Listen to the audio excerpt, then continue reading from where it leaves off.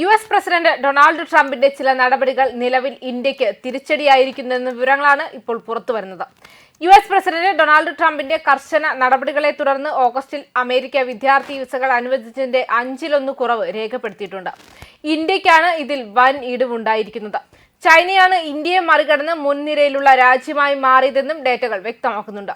ചൈനയെ പിന്തുണച്ചുകൊണ്ട് ഇന്ത്യയെ പിന്നിലാക്കാനുള്ള നീക്കങ്ങളും ഇതിന്റെ പിന്നിലുണ്ടെന്നും പറയപ്പെടുന്നുണ്ട്. ഇന്റർനാഷണൽ ട്രേഡ് കമ്മീഷന്റെ കണക്കനുസരിച്ച് ഓഗസ്റ്റിൽ യുണൈറ്റഡ് സ്റ്റേറ്റ്സ് 3,13,138 സ്റ്റുഡന്റ് വിസകൾ നൽകി. ഇത് US സർവകലാശാലകൾക്ക് ഏറ്റവും സാധാരണമായ ആരംഭ മാസമാണ്. 2024 അതേ മാസത്തെ അപേക്ഷിച്ച് 19.1% ഇടിവാണ് ഇത്. കഴിഞ്ഞ വർഷം അമേരിക്കയിലേക്ക് ഏറ്റവും കൂടുതൽ വിദേശ വിദ്യാർത്ഥികളുടെ ഒഴുക്ക് രേഖപ്പെടുത്തിയത് ഇന്ത്യയിലാണ് ഏറ്റവും വലിയ കുറവ് രേഖപ്പെടുത്തിയത്. മുൻ വർഷത്തേക്കാൾ 44.5% കുറവ് വിദ്യാർത്ഥി വിസകളാണ് ഇന്ത്യ നൽകിയത്. ചൈനീസ് വിദ്യാർത്ഥികൾക്കുള്ള വിസ വിതരണത്തിലും കുറവുണ്ടായെങ്കിലും അതേ നിരക്കിലല്ല. ഓഗസ്റ്റിൽ ചൈനയിലെ പ്രധാന ഭൂപ്രദേശങ്ങളിൽ നിന്നുള്ള വിദ്യാർത്ഥികൾക്ക് അമേരിക്ക 86,647 വിസകൾ നൽകി. ഇത് ഇന്ത്യക്കാർക്ക് നൽകിയതിന്റെ ഇരട്ടിയിലധികം വരും.